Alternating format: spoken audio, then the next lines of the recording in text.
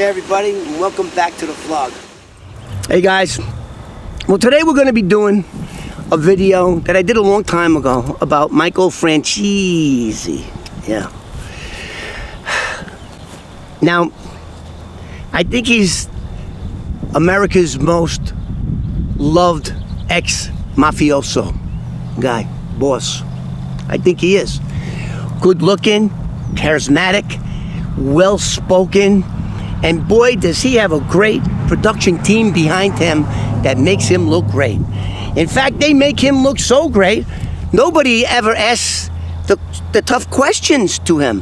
And when they did, Michael Franzese, you seen Mr. Cool, Calm, and Collective get all pissed off at the interviewer, his veins popping out of his head with rage.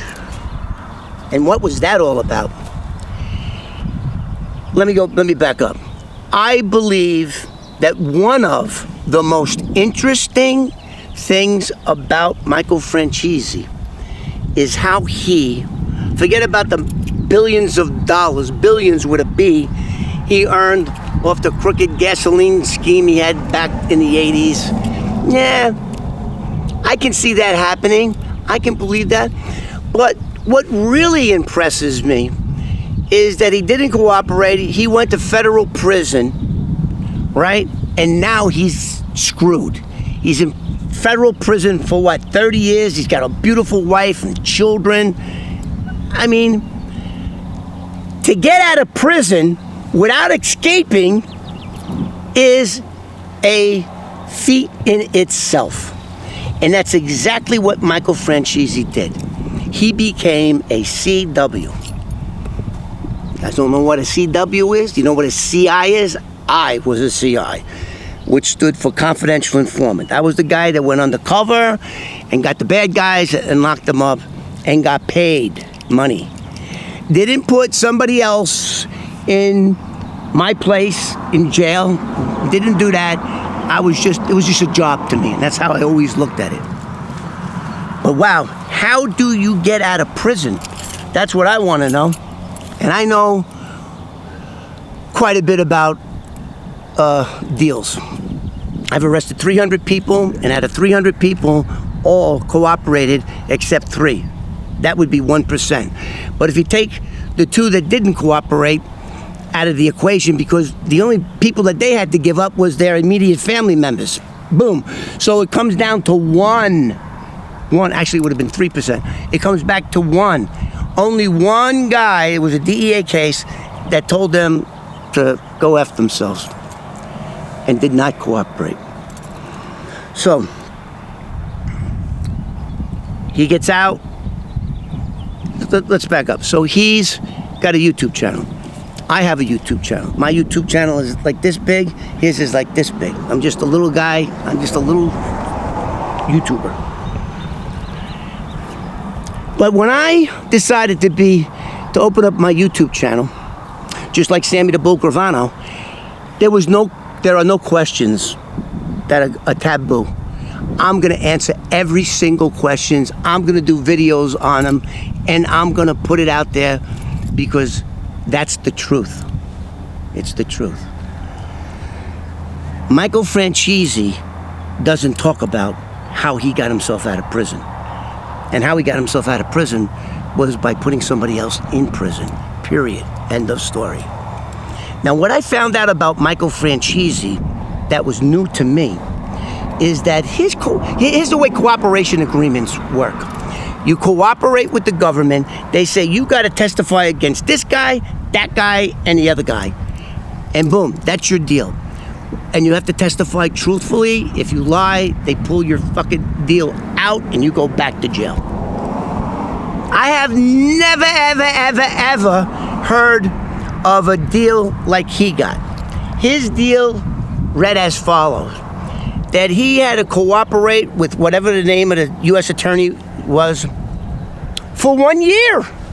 For 1 year. It wasn't lock up Norby Walters it was he had to work for 1 year, do whatever the United States attorneys asked of him, do it 100% honest, If he got caught in any kind of lie, he goes right back and the deal gets written up. I have never heard of a 1-year cooperation agreement. But then again, I was never an informant that flipped. I was never a cooperating witness. He was. So I don't know anything about that. There were several interviews that Michael had where the interviewer asked him just that. They wanted to know about the cooperation, and he would just flat out lie.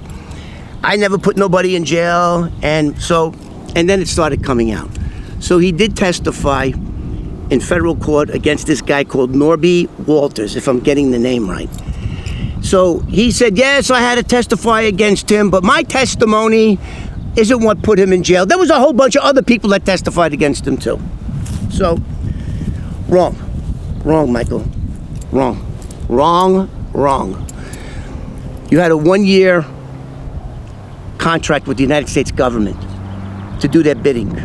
And I know it couldn't have been just that one guy that you testified amongst 10 other people. Just own it. It's what people do. You had to put your wife and children first. And that's, when you get locked up for these type of crimes and you're involved with organized crime or drug cartels, when it comes right down to it, it's either you're going to go away for the rest of your natural life or you're going to cooperate. And I'm here to tell you, 1% out of 300, 1% of cases that I was involved in, they all cooperated. They all turned into confidential informants working off their cases. So, but on the good side, I met Michael Franzese. Let me tell you another little quick story. I was working with the DEA back in the 80s, and he was there filming a movie, some kind of movie, and then I later found out he made the movie. He got producers and everything. So he was there. I met him. I shook his hand. He was signing autographs. And I think the mayor of that city, I don't know if it was Miami or Coconut Grove or one of those areas over there. And the dumbass mayor gave him the key to the city. Then shortly after that, like that very same night, they were doing night shooting. I remember it was night when we went down there to watch the movie being filmed. And some news reporter said, "Congratulations about having the key to the city. Oh, and by the way, is it true that you're in the Mafia?" And he was there with his sidekick. The sidekick was like ready to kill a guy. And Michael Franzese kept his cool, calm demeanor as usual. Good for you, Michael. And I watched it. I was like in the background. And he said, I forget, he stuffed it up. No, not this. The other guy was so mad. The Mafia guy, the other guy, big fat Italian guy, he gets up and he walks away. But Michael stayed because he's got big puñons. Well, come on, Michael. One of the most interesting parts of your life is how you were able to get out of a United States prison. I think he had like a 30-year life. And the other thing, he was in, and this is true, they had him in segregation. He was on a 23-hour lockdown, 23 hours a day. That's a tough time. Anybody, don't be ashamed, Michael, anybody did what you did. You did it for your family. I respect that. Well, come on, let's hear that story.